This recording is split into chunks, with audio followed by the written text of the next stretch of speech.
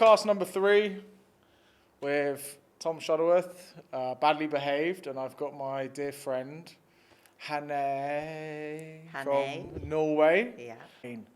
As an adult, Yeah. how you deal with your ADHD on a daily basis? It's very because of the female hormones, so it's very up and down. I can very easily notice when my period is on the way, but I also to regulate it, I use a lot of training.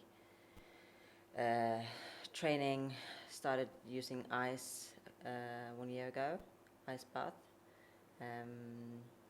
because I want the adrenaline, right? I work better after I had some adrenaline in me. You work better with adrenaline? Yeah. Really? Yeah. How? How do you do that? I know. Do you reckon it helps calm you? Yeah, it helps calm me. So it's causing you to not be so... That's how I finished school, because my degrees were not good. And then I started training every day, going to bed same, like 10, around 10. I trained before school, I trained after school, and I actually had top grades when I went out of school from not so great grades. Okay, just to reframe, because I feel like you're jumping around from point to point, which is something I do as well. Yeah. And I've had to teach myself to do that. I haven't trained today. It's okay, have you not? This was too early for a podcast. What 1 p.m? I'll blame it on Adam. It's okay, look, it's hard, it's difficult, because when you have the thought come in your mind, you just speak it. Yeah. Because we're on the point we're talking about is... what was the point? How exactly, Anne. That's what I'm saying. Like, we have to navigate that. Yeah. And it's hard. But the question I asked you was, how do you deal with your ADHD on a day-to-day basis? I got a job that I can. How do I deal with it? Yeah, ADHD. What is it to deal about? It's great. Well, as a guy, I know how to understand mine, but that's why I'm asking you a question, like, how, as a woman, how do you navigate yours? You started with explaining because of the hormones. Yeah. The heighten hormones makes it harder to focus. I track my period. Track your period to help with that. Yeah. I'm not training hard every day, but I'm always every day in some kind of activity. You're not overtraining. No. But you're training. Yeah. Breathing exercises. Okay. Yeah. Yeah, awesome. I'm addicted to stress. I love it. You love stress. I love stress. What's wrong with you? I do. Okay, so... Okay, that's interesting. So you do the breath work to calm you down. Yeah. But if you're too calm, what happens? If you say you're addicted to stress, right, then you make yourself stressful? Yeah. How do you do that? Well, I hate not doing anything. Okay. Yeah. So I like to be free, but it's not often you can find me laying in the couch and blah, blah, blah, blah. Do you just find it difficult to sit still? Yeah. Yeah. Like watch a whole movie or finish a series, that must be start watching it 1 hour before bed, and after a day I've been doing a lot. Yeah. Then I can calm myself down to actually watch. That's interesting. That's I have the same issue. This is why sometimes when I'm watching something, which I want to watch because I need to have some downtime, but I get bored watching it. Yeah. So I pick up my phone. Yeah, and then I catch it myself, pick up my phone, going, why am I picking up my phone? I need to focus on this. So I put it down. But do you find it difficult? So when you're doing breath work, do you find it difficult to do the breath work? Yeah, it lasts for 10 seconds. 10 seconds? I have 2 breaths. Well, shut up. Okay. But does it, just those 2-3 breaths, Does it make you feel more relaxed? Yeah. So imagine what 10, 15 minutes will do. Yeah, I know. You actually might be able to, you know that sensation you have of not sitting still, it might actually reduce that. Because I couldn't do that before. But I made it really, like, I made it a goal to, like, do 5, 10, 15 through my recovery, because I went to rehab. Yeah. So I had to You had to meditate, I had to pray, I had to do all these things because it was a part of our routine. So my mind would race like 1,000 miles per hour whilst I was doing this, and also I was having a detox from all the chemicals I was shoving in my body. So there was this crazy. I think we spoke about this before. I had a crazy imbalance of chemicals. Yeah. And I was like laughing at one point and super happy and like big glow on my face, and then boom, right down to the other part of the hormone of being sad and upset and, you know, scared and crying. I was like, what the fuck is going on with me? I don't know what's going on. Could you say that is quite, do you reckon that, you know, that's something similar to you face on a daily basis, or especially when your period comes up? That's why I have chosen like the lifestyle I have with training. I don't drink often alcohol because, like, I see my friends, they could work normally after a weekend of partying, but I will be just like 2 weeks before I get normal again. Ups and with ups and downs. And that's just from the alcohol? Yeah. Oh shit. It's okay. Do you need to clear your throat? Off guard. With the AG. When you're just like, what the fuck is going on right now? And you just like have to like take a second to sit or go for a walk, or I don't know. When you just feel like you can't do anything today, and you're just like, okay, I just need to. When I noticed that. Yeah, when you need to like regulate yourself.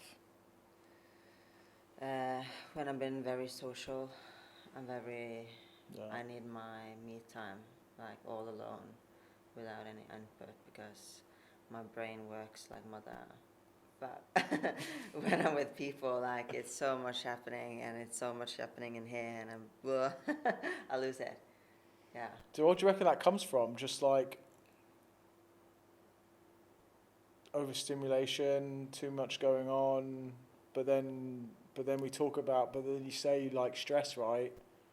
But then, like, is the energy of people too much for you?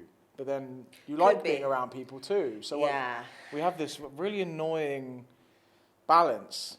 Very. It's like it's all about who you're with and how their day is. If they're having a bad day, I suck it in and I'm, right, I feel so... So you're quite sensitive to people? Yeah, sensitive. Very sensitive. And I actually thought about it. I think it has something to do with I grew up on a hospital.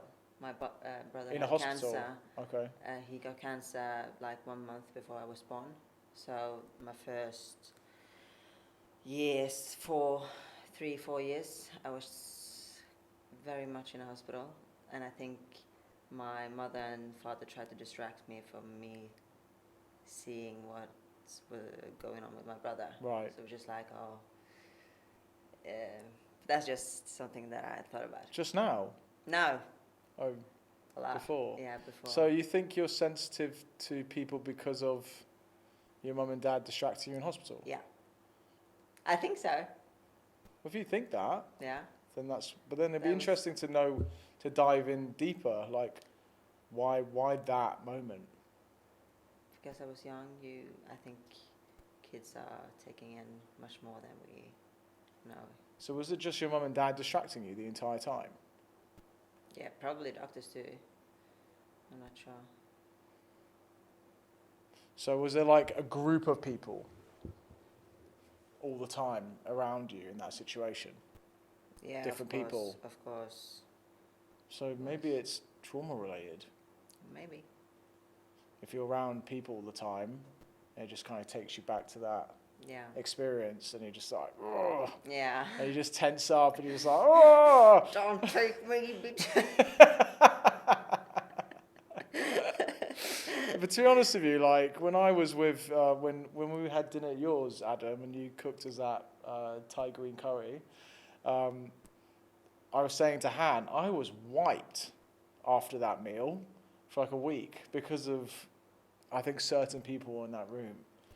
I don't know. I think you said the same thing. Yeah, I was tired. I was fucked for like a week Yeah. after that, and you were going through some stuff, and Adam was going through some stuff, and Brady. Alex was going through some stuff, and Brady was going through stuff. Like after 10 days later, I asked around. I was like, maybe we were just all crashing together at a really bad time, and like we all just like hit a wall and kind of came back round. And I came out of my funk when you told me that you were going through some stuff, and so was Adam and Brady and Alex. And I was like, what the fuck is going on? Like, I usually never feel like that. Yeah. So, and it's like a form of dysregulation.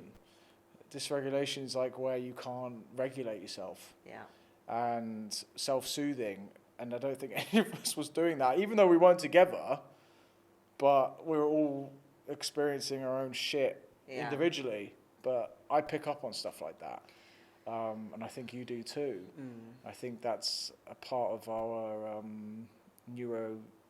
part of what we have, condition, ADHD. We're extremely sensitive to other people's emotions, let alone now we know about frequencies and manifestation. So I think that just plays a whole different part in what we do. But in terms of ADHD, I've just been like learning so much about it. And the reason why I think it's so important to talk about it, because maybe you're still learning about it too as an adult. Yeah. But what I've come to realize with ADHD, parenting, generational lineage, which means basically like your mother does it, your grandmother does it, your great-grandmother does it, and so on, so on. It just follows down in the lineage of your name until it hits a certain child. Yeah. And I believe I'm that one. I am the one. I'm the special I one. am the savior. I am the special one. And everyone wants to be. yeah, I've been through a lot, right? I've dealt with addiction, alcoholism, depression, anxiety, codependency problems, love and sex addiction, food addiction. Like I had problems with every sort of attachment. Yeah. And it's taken me 4 or 5 years to get to where I am today. And the biggest hurdle, I would say, which has taken the longest, is understanding how to make friends. I couldn't do it. No. Because I relied on drugs and alcohol to do it. And in England, everyone comes from a associate friendship. Everything's based around, football or rugby or, some sort of activity, and drinks and drugs start with a punchline. Making friends sober is so difficult because you've spent the whole of your life between 14 to 29, which is when I was on drugs and alcohol, having friends through that system. However, the last year of sobriety, which has been the 23, 24 year, or 22, 23 year, is where I actually discovered that I was desperate to have friends. And the more desperate you are to have friends, the more likely you're not going to have them because you're putting out an energy which is negative. Desperation is a negative energy. And when I start learning the fact that people come into your life to teach you something, either it's bad or good, then that's great. And if they stay, they stay, and if they don't, they don't. And for that is very beautiful. And when I started adopting that mindset, then natural friends came. And that took a long time to learn. Yeah. And that wasn't a fun lesson because, sobriety is very lonely and very painful. And you can't, you have to do it on your own because your parents don't understand what the fuck you're going through. And if you're coming from that area of addiction and alcoholism, people shame you for it because it's seen as like, he's weak. Scary and he's weak and like, how do you get I himself? would never do that. I can't be associated next to him because, he's an addict. Yeah. But we're all addicts somehow. Either it's phone or clothing or whatsoever, but it's just like, Oh, gym now, alcohol right? and drugs, it's not allowed. Wow, But help like, me. but like, with like, I believe obsession. Humans are obsessed with whatever takes their curiosity, and if it's a negative one, then hell, you're gonna end up in a really shit place. But if it's a positive one, you can actually transform your being. Like, for example, physical exercise is a huge factor of pretty much curing anything you have, being diseases or conditions, or actually coming back from like a serious injury or illness. Exercise fixes everything. Yeah. So, and obviously that's your like profession, isn't it now? Yeah. Yeah. And you got into that when you were like 14? Yeah. Right? Because That's when I your started. anger, or was it your anger? Yeah, I was very angry. Like my father was bipolar, Right. so I was a lot angry at school. I sucked at school, and Me too. but then at 15 I was quite good. Oh, nice. Yeah, started training every day. Went to a point that was overtraining, not so healthy. I got addicted, so it was twice a day. Obsessed. Maybe 3 times a day. Was it harmful? Did it Uh, become harmful? Were you not eating? Were you just training? I was eating, Yeah. but I got very skinny because I couldn't eat as much as I burned. Right. So I. So how much were you? How many days were you? How many times a day were you training? I usually took At the time. at the time.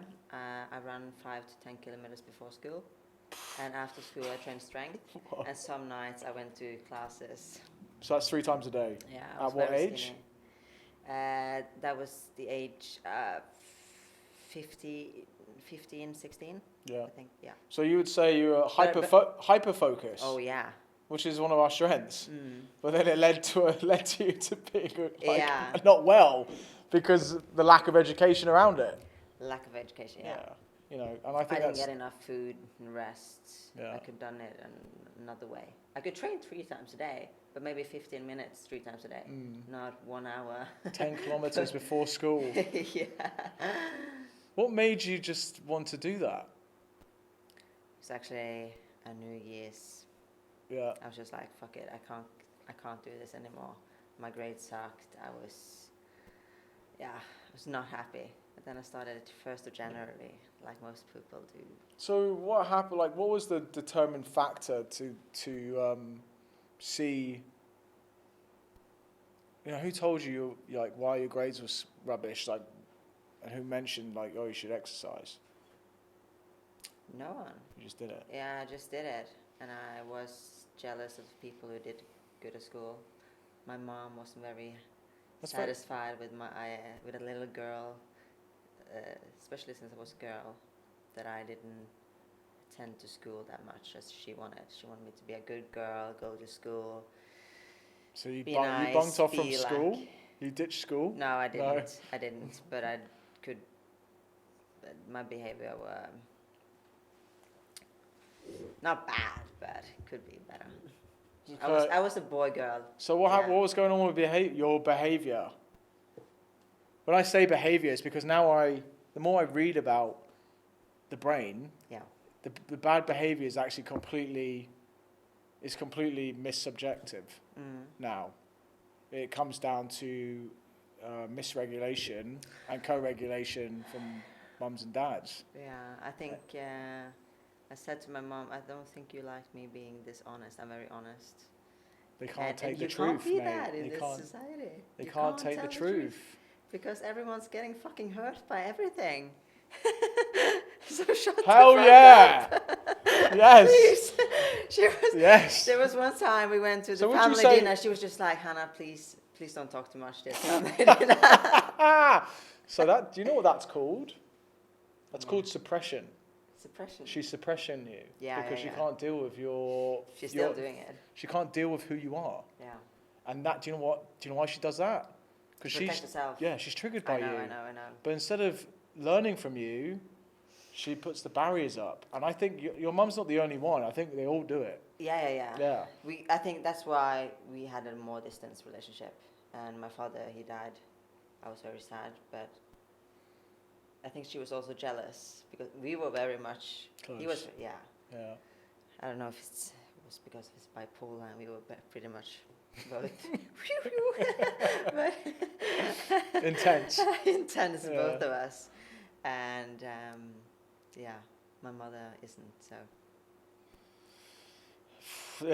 I have a very similar situation with my mum. Yeah. Yeah, I had a really profound moment actually when I went back to my grandfather's 90th to celebrate it, to surprise him. She was on my case before I even landed. She was like, "Hey Tom, this isn't a holiday. You need to get a job. You can't just sit around the house and do nothing."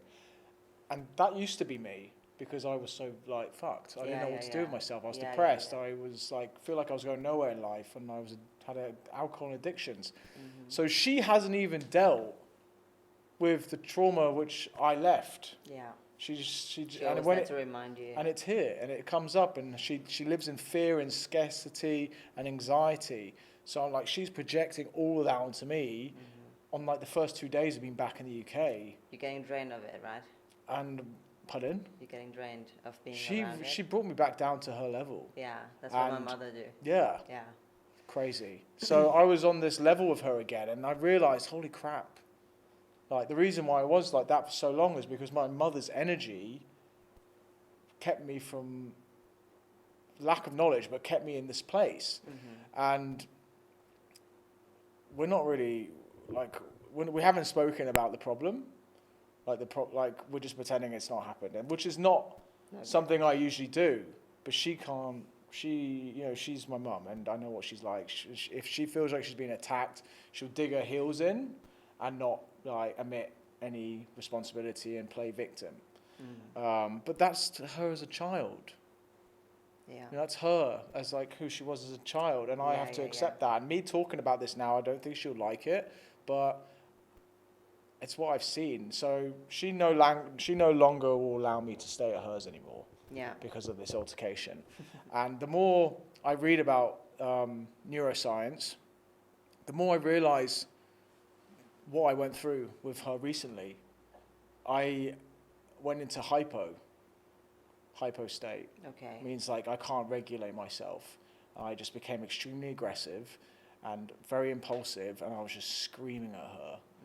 And there was a moment where she would just look to me like completely scared, and then I'd realize what was happening, and I had to leave the house because I didn't like what was going on. It was quite scary. But the point I'm getting to is that you get to these states of, even as an adult, my mother still has this effect on me, even though she doesn't realize she does it because she's not aware. Yeah. And she's your mother. It means a lot. It means a lot to me too. And the deciding factor in this was that she didn't believe in what I was doing. She thinks it was a waste of time. Like, this is a waste of time. Yeah. So that's my mother with my online coaching. She always asks, when are you going to get a real job? So does this resonate with you then, what I'm saying? Yeah, very, very. How does it make you feel? Made me very distant. Like, I'm not, I didn't visit her much. I moved to a place called Bergen in Norway when I was 18, very young. And it wasn't like I was never home to visit. It was just like, when I'm getting home to visit her, I'm getting so drained. And I always have a picture of myself coming home, and it's going to be like, oh, really Mom, happy. I miss you, because I miss her. I love her. She's my mom, but she don't support anything I do, or very little. She said she loved me for the first time last year. I tried to make, like, I've been really trying. Say you love me. But that's just, she's not used to it. She's not used to it. And if I said it to my grandmother, also her mother, she doesn't say it back. Exactly. It's just like the way she grew up, so I've accepted it. But, say you love your kid. Yeah. There's something there, isn't there? So, like I said, it comes from lineage generations. Yeah. Like these ways of behaviors and emotions and why we conduct ourselves the way we do. But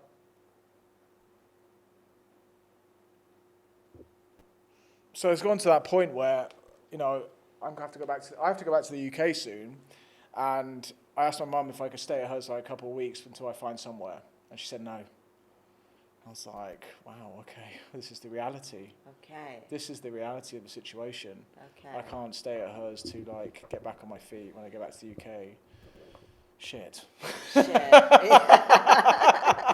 I'm like, and I say to myself, well, we need to talk about this because this doesn't make sense. What about me? What about me? But it's like, there's no point.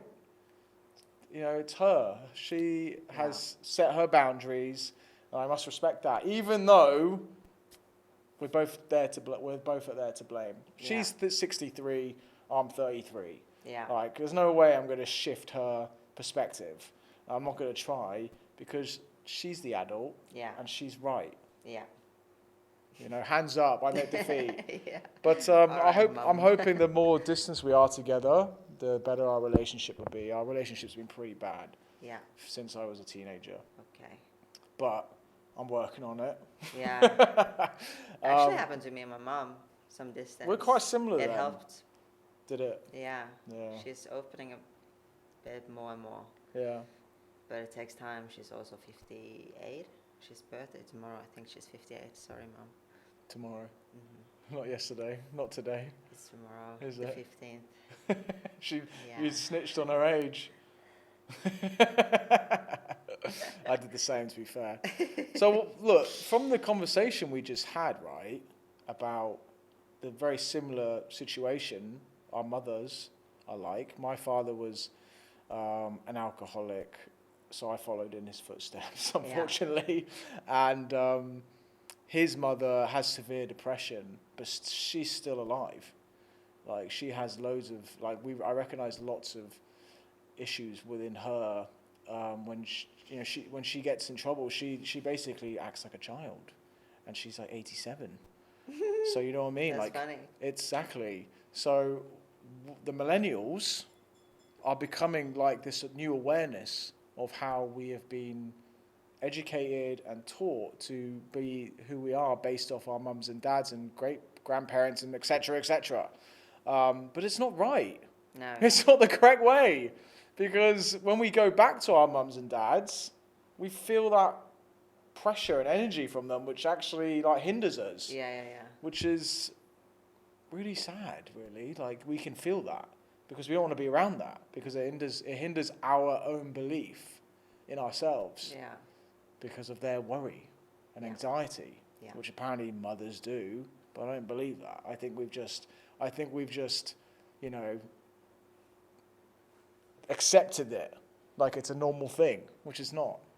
I think we all need to do self-work on ourselves to actually be the best versions of ourselves, to move forwards in life and to provide our future children and generations to actually succeed within themselves. Yeah. But the lesson here, which we've had in terms of, you know, dealing with our parents and going back to them, is that if the children are doing the self-work, right, even if they're infants or adolescents, and you are triggered by their being and their personality, it's not the kid's fault.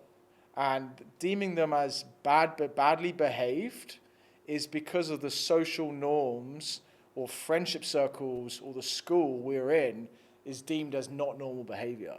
Children should be able to behave in this essence of their full being, completely, which is something I never had, and I can imagine you're the same, because of suppression. And I only learned about suppression whilst I was here in Bali, to be honest, and I've had to do lots of work on myself because it brought lots to surface. But to the parents there, your children are there to teach you lessons, okay? And you just guide them through their ability of curiosity. Just like Han mentioned, right? You didn't know why you started exercising. No. You just decided to, because that's your intuition. Yeah. Your intuition told you to do that. Yeah. And it's made you a better student. Definitely. Yeah. I didn't have that either. I don't know why. It was blocked. I didn't have the ability to know what was the right thing to do because I always second-guessed myself because of my mum and dad saying what's right and what's wrong. So I never judged. I I never believed my own thoughts, which is insane. Yeah. It's actually insane not to Yeah, believe yeah. not to believe your own thinking, Yeah, because you don't believe in yourself. that's true. That's me. Yeah. That was me for so long. Yeah. It's like probably only started believing myself when I was 30. Like, if I didn't for myself when I was younger, I'm not sure where I would be if I lived home with my mom until I was now 25. Yeah. Yeah. You don't say that again. You don't think you'd don't know where you'd be I don't think I would have I have my own business now. if you didn't move out. Yeah. I started my first prep 1 year after I moved for myself. What's prep? Bikini fitness prep. Okay. Yeah. Hanne's a bikini fitness champion Yeah. of Norway. So she's pretty good. Why do you, okay, so like obviously the audience are parents and females, right? So picking a career like this nowadays Yeah. is good for women, because all the other easy options women can choose from to make lots of money. Do you know what I'm talking about? OnlyFans. Yeah. Doo-doo-doo. What is that?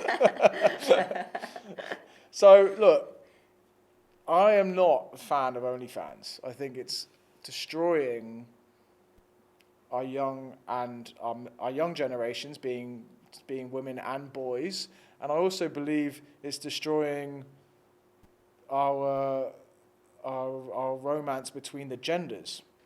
And it's also, we've created an industry which preys on the weak men who are lost in society, and it's a multi-billion pound industry of pain and suffering.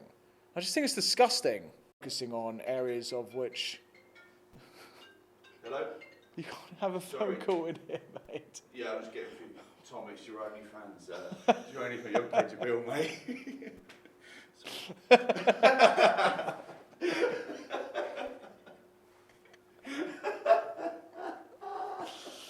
He's caught me out. I got caught out by the OnlyFans management company. He's actually subscribing to my account. What'd you say? You are the biggest subscriber I have. Yeah. My backlog of bills is humongous. Maybe the joke was inappropriate time. Sorry. It's okay. The whole point is to have fun, I know. and I think that's key. I was only joking, by the way. But it'll probably. Subscribe to OnlyFans. No, I definitely don't. But that probably will come up as a reel. It's quite funny. It'll be good. I'll use it. And so we're talking about career paths for young girls, because adolescent girls. Maybe you can speak upon this a bit more. From my experience, when I coach teenagers, which I do every summer for about 12 weeks, the girls are becoming more dominant than the boys in the groups, because the boys don't even know how to behave. I don't think they have the knowledge and the characteristics to be boys to men. But girls are very confident and very dominating in these groups, which I found very bewildering, because do we want dominant women, dominant girls over dominant boys? Oh yeah. No. You say what you want to say. Yeah, I know, but I think the feminism are going way too far. So were you a feminist when you were a teenager? Did you have that kind of, who were you listening to and who were you following on Well, I mean, we should obviously have the same rights when it comes to work, and everyone gets to vote and so on, but there's a biological difference between men and females. Like, I can do some things you can't. You can also do things, have a baby. Men will fucking die having a baby. Come on, Jack. Have you seen our hole? It's like this big. like a baby come out of that, it will like destroy it will destroy everything. Why are we having this conversation? We don't have but fucking wombs, so I it doesn't couldn't matter. get a baby out of this either. It has to. Yours is elastic. We don't have a womb, so this conversation is completely pointless. Oh my god. So, like I said, like, when did you like? Because the feminist thing, it obviously comes in waves, right? Like my grandmother must have been a feminist to be able to fight for the vote, right? And equal and like sorry, not equal pay, equal like work opportunities. My mother must have been it too, right? So you must have learned from your mother or whatever you were listening to on social media or whatever to I could do what guys can do. Was that ever programmed in you? No. No. Well, Because it's I've taught. hung around a lot with boys when I was little, so I was doing a lot of boy stuff. I rode motocross. I have very little fear in me. Yeah. It comes with ADHD. Yeah. Yeah, because we're thrill seekers. Yeah. This doesn't affect us. The more fear is, the more exciting. Yeah, it is, exactly. You know? Let's go. But So when did you realize? When did you realize you thought like your personal experience? When did you realize the feminist movement had gone too far, and it's become toxic, and it's actually not adhering to either women or men to be compatible anymore? For me, I think when I saw the suicide rate above men, Right. then I thought something is very wrong. What was it? Do you remember? Like what it was? Well, my first thought is I think men are kind of losing their point of living. Their Purpose. Yeah, because also in my What head, is what is a man's purpose? to take care of us ladies and Be a protector, be a provider, be dominant, be strong. That's those elements are completely gone from boys. Yeah, that's I'm saying to all my friends. I think I was meant to be a boy, but the last week before I was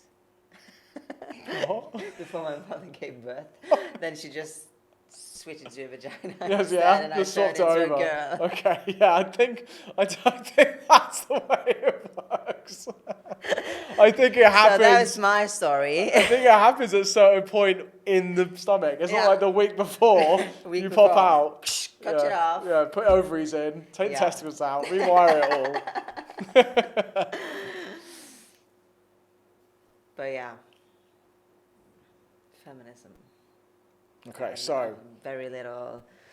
I just think that I saw a post on Instagram where there were girls been asked, "Do we need men?" And I've also witnessed it that some girls say they don't need men, but they're doing everything they can to don't do anything at all. Have a man to just pay everything and sit home, so they can sit home, not doing shit. But they don't need men. And it's kind of stupid because of course we need men. We need men to be, pregnant. We need men to work. We need men to everything. Oh, not everything, but you could be quite stupid too. But So, my personal experience, the reason when I realised toxic femininity was taken over, which is then combined with another ideology in our country, which is either climate change or the LGBT community. When those are combined, oh my goodness, it's a troubled world. But I was working this summer teaching a class full of boys and girls, and we were doing kickboxing, okay? And the girls wanted to be with the boys. And at this time, I was like, okay, equality. Like, equality, okay? But boys, be careful, don't hit the girls too much because you are stronger than them, blah, blah, blah. And then the girls got upset. And I was just like, oh, yeah, you guys are so strong too. Anyway, that was a joke. So we put them together, and these Czech Republic boys didn't want to participate in punching the girls. They had bags and protective gear, so it was all safe, but they didn't want to do it. They didn't say why or anything. They just said they didn't. So the Czech Republic girls, which there was 6 of them, all swarmed around them, calling them fucking pussies for not wanting to punch them. And I'm just like, well, you're literally emasculating these boys because they choose not to hurt you. Yeah. They're just standing there just like bewildered because obviously their parents had taught them not to punch girls, punch and hit girls. That's my thinking because they weren't explaining it. So then I had to teach the girls a lesson about, it's not okay to demasculate men for not wanting to fight girls because they're pussies. Like, that's not okay. So I used an example. Let's say, like you, for example, you said you were a boy. You did boy things, okay? So I said an example as Han. Like, Han really likes to do boy things. But usually, boys would think that she's a lesbian because she likes doing boy things. She doesn't like shopping or doing her makeup and all this stuff, what girls do. We're already making a judgment call based off what she chooses to do. And the girls reacted so strangely. We were joking, or like they all said they called us pussies first. And I was like right next to them when this all happened. So there was a lie. Yeah. So they're lying themselves out of getting troubled or being taught a lesson, which is the truth. And then they started calling me toxic masculine. They're calling me toxic masculine. These are 15-year-old girls. I'm 31 years of age. And these 15-year-olds are calling me toxic and like toxic masculine. And there's 6 of them, these girls. And the boys are standing there just like, hell's going on?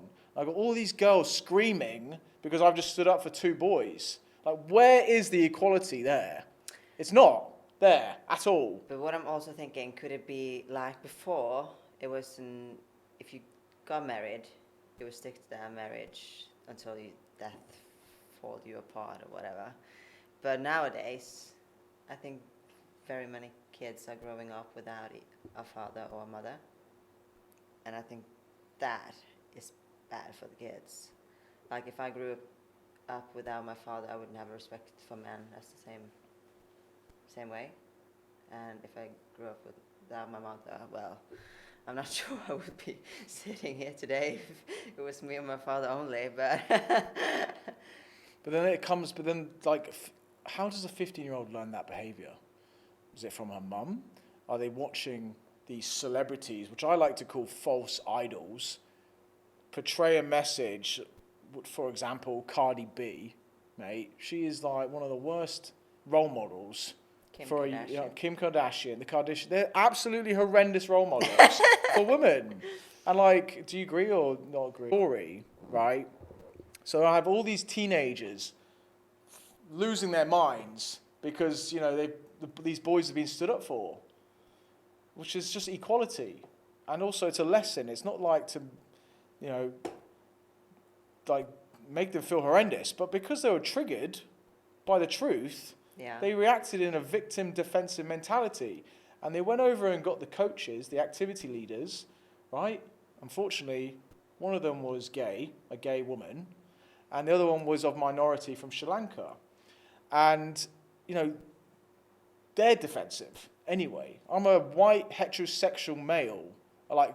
Statistically and historically, I'm at the top of the food chain. And that's just the reality of it.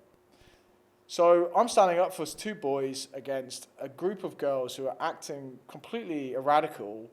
And these 2 leaders have come over and separated the situation. The young girls have managed to persuade the girls that I was a homophobe and a toxic masculinity, and I was against gays and non-binary people.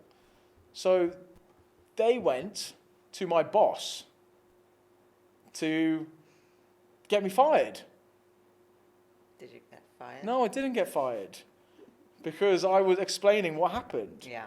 But that's the process. If you go against that ideology of feminism Yeah. and LGBTQ, it's combined. It's a culture. It's a cult. And in that moment, I felt like I had no free speech. I couldn't stand up for what I believed in. Yeah. So that's another form of suppression, but it's from a society structure instead of a parent structure, which is just like. Yeah. And after that, I started standing up for myself more, and men as well. I don't care who the hell I face.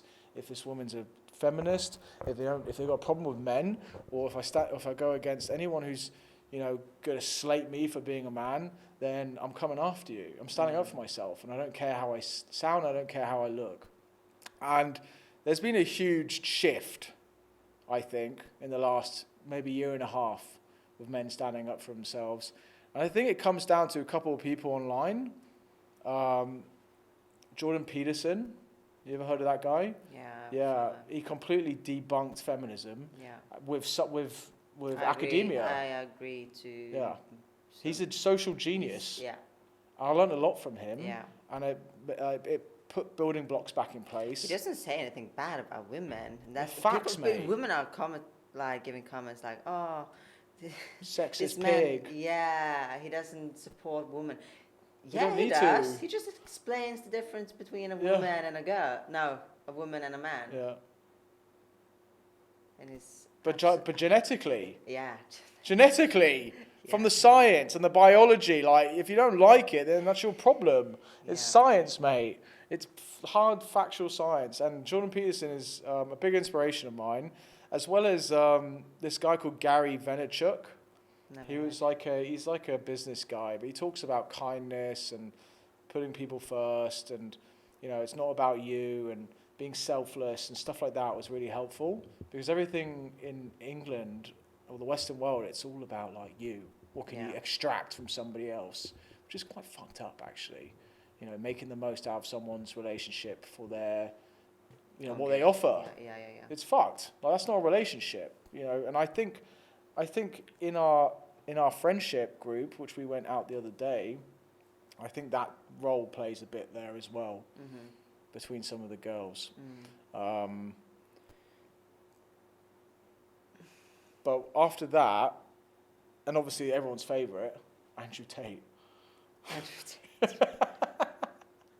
I thought I think he woke up the world by his severe, just outrageous comments. Yeah. He blew the lid off feminism as well. He called bullshit on Greta Thunberg on the climate change, and he had the whole world of women losing their mind, as well as empowering young boys, which were lost. Like you said, they lacked that purpose. So we're seeing this shift in younger boys. Generation Z are becoming traditional, whilst the girls are becoming so liberal that they empower themselves through OnlyFans and using explicit imagery to become famous through attention and Instagram and all that stuff. That's kind of where we're at the moment, and it's quite scary. It's quite scary, and you can't live off one income now, especially if the male isn't very filthy rich. So women also need to work, make money, and if their boundaries of what a woman can work with, of course they have to go paths they may not like in the future. But does that not also bring to the table the woman's ability to provide a skill set to themselves, unless it's their body? Like, to be honest, I think many girls will regret maybe a lot of what they're doing, but I think so too. I really don't care what other people do. If they want to make money off doing it, they have to sleep with that every night. Yeah. I won't. Yeah. So I'll just help other people with their fitness if they want to. And that's great. I think that's a really great thing to do. And I don't want to come across trashing women at all, or No. you. Well, I have deepest respect for yourself and women and young girls. This is why these conversations need to happen, because it is the reality of our world we live in. Yeah. And it's important that the right message comes across. We obviously, as women and men, it's very hard to adhere back to that supposed traditional role, because you can't live off one income anymore, like you said. So you both have to work. But then if you're both working, what happens to the kids? Right? The kids, there's no presence from the parents. Kids or the love between two. And then we get back to the problem with co-regulation. Yeah. There's no mum and dad are not around to regulate children, to teach them how to self-soothe themselves, to be able to actually go into the world and deal with, reality and their anger and their sadness and their emotions and, being hungry or being cold, whatever it is comes down to being a child or infant, that we need our parents to regulate. Yeah. And what's interesting is that the fact that children are being labelled so much these days is because when They're on the phones when they're 6 years old. yeah, that doesn't help at all. It doesn't help. Well, that's the new regulation. Yeah. That's the new self-soothing. You see it when you go to the restaurants here and the family dinner, and they set their kids 3 years old with their iPads or their phones with apps, YouTube, whatsoever. You can't even sit having a meal. Yeah, because they can't deal with the child. Yeah. Because of the suppression. Yeah. So the tablet suppresses them, it stimulates them, Yeah. but it also provides an overdrive of dopamine to their receptors, which they just get absolutely high off. Yeah. And it's like They're not gonna struggle with that when they get old, right? Yeah, totally. They're totally screwed. Yeah. So that's my mind where I got my ADHD from. Because when I was a child, they had to distract me with all this dopamine when my brother was sick. What do they distract you with? I don't remember. I was a kid. Tablets or TVs or... Yeah, everything.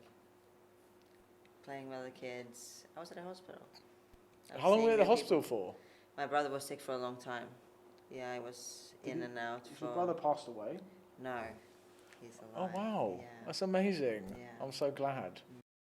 Bikini model of Norway, so she's pretty Watch up there. me in September, then I'm fit as fuck. Yeah, she's going through a cutting process at the moment, so you're going to see a huge transformation on her Instagram, so make sure you follow that. And this is me signing off.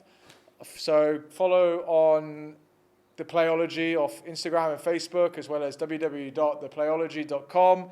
And if you need to send me an email, send me at info@playology.com. Peace.